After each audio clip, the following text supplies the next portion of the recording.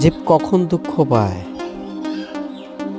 যখন সে তার সুখের নিয়মটাকে অতিক্রম করে, তখন সে তার দুঃখ এবং সুখ, যখন সে লিমিটকে ওভারটেক করে, তখন সে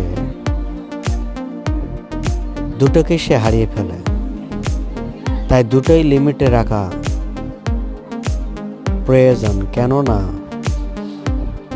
যদি লিমিট রেখে তার দুটোকে উপভোগ করে, তাহলে সে কখনো